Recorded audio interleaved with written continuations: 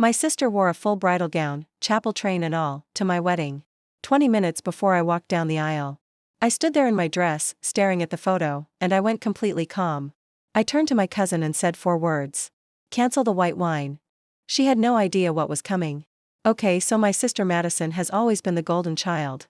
I'm not being dramatic, I promise. Ask literally anyone in my family and they'll tell you the same thing. Madison got the car for her 16th birthday, I got a learner's permit and my blessing. Madison got a full ride to her destination wedding in Tulum 3 years ago. When I offered to help pay for her bridesmaid dresses because her fiancé at the time was between jobs, she called me generous. When I got engaged to Daniel, she called my ring cute for the budget you guys have. That's Madison. 31 years old, works part-time at a boutique that I'm pretty sure is a front for our dad's money, and has never once in her life heard the word no and actually believed it. So when I started planning my wedding, 14 months of planning, you guys, 14, I knew Madison was going to be a problem. I just didn't know how big of one. The small stuff started early. She forgot to RSVP until 3 weeks before the big day, which threw off my caterer's headcount by exactly $612.40. I still have the invoice. I'm never getting over that number. She asked, completely straight-faced, if she could bring a +1 that turned out to be a guy she'd been on 2 dates with. She told my future mother-in-law, at brunch, unprompted, that she always thought I'd end up alone, so this is nice for her. I laughed all of that off. I kid you not, I actually laughed. Because that's what you do with Madison, you laugh, you let it roll off, you tell yourself she doesn't mean it the way it sounds. Classic middle child conditioning. My therapist has words for this. I don't want to hear them. But here's the red flag I ignored, the one that in hindsight was basically a marching band spelling out danger across my front lawn. 2 weeks before the wedding, my mom mentioned, casually, over the phone, like she was telling me the weather, that Madison had asked her what color the wedding dress was. I said, Mom, it's white. It's a wedding. That's how it works. And my mom said, and I quote, well, she just wanted to make sure she wasn't going to clash with a bride's dress. At a wedding. I should have known right then. But I had a seating chart to finish and a florist ghosting me about ranunculus availability, so I let it go. Rookie mistake. Absolute rookie mistake. Fast forward to the actual day.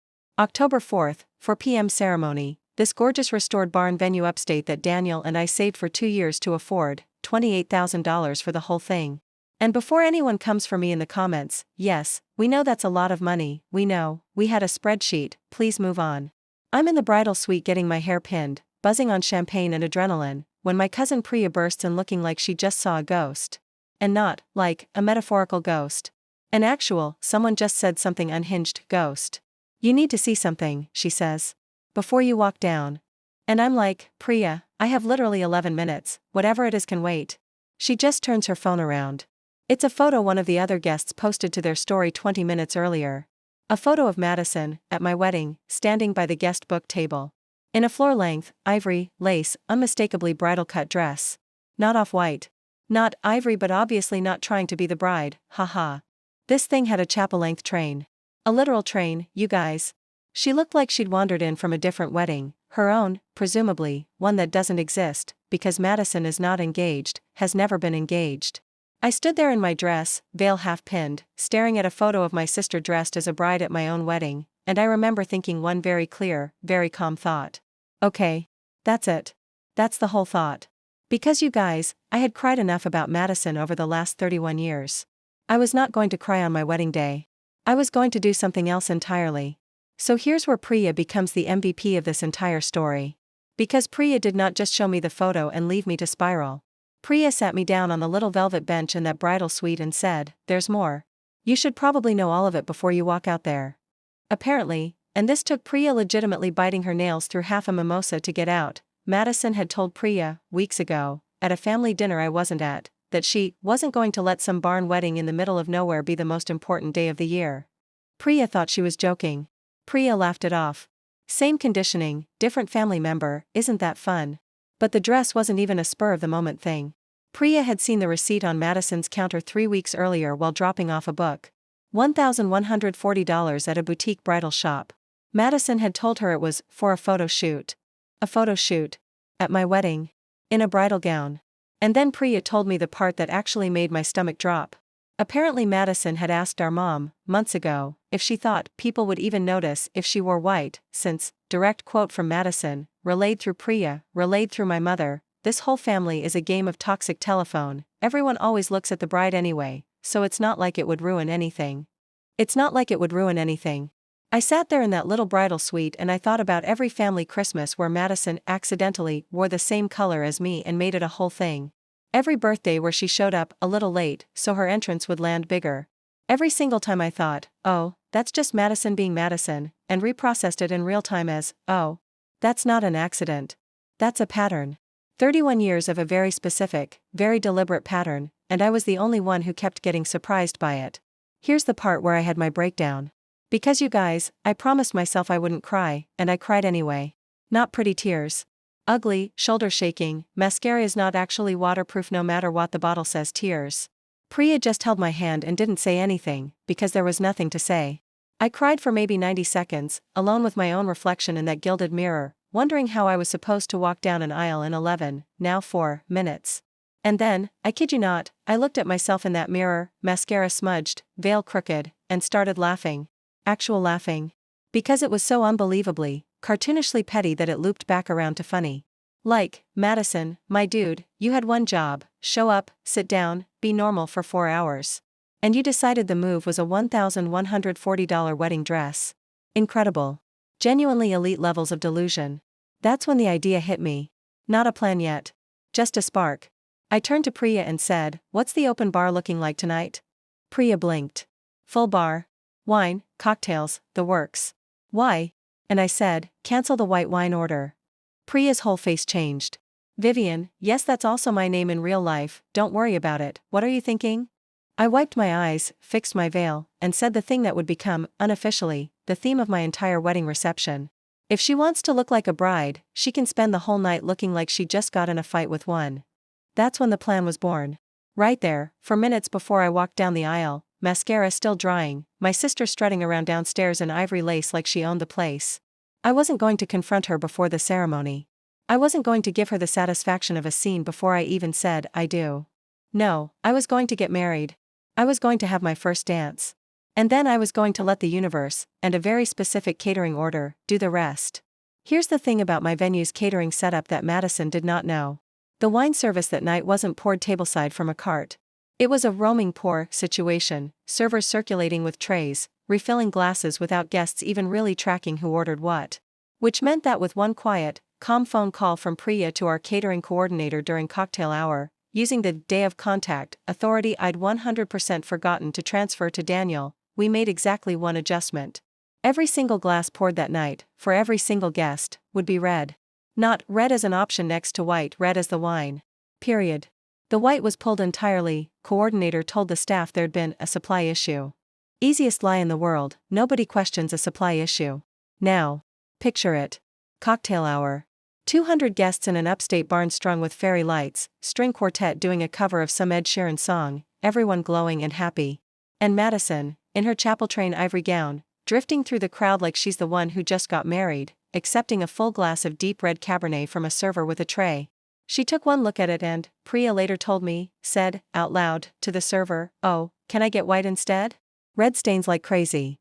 And the server, coached, bless her heart, said, so sorry, we're actually out of white tonight, just red available. Madison laughed it off. Put the glass down on a high-top table. Moved on. Fine. That would have been that, if Madison had any self-control whatsoever, which, spoiler, she does not. Because 40 minutes later, 3 glasses of red wine deep, at my actual reception, on my actual dance floor, during my actual first dance with my husband. My sister, in her wedding dress, spilled a full glass of Cabernet directly down the front of that $1,140 gown.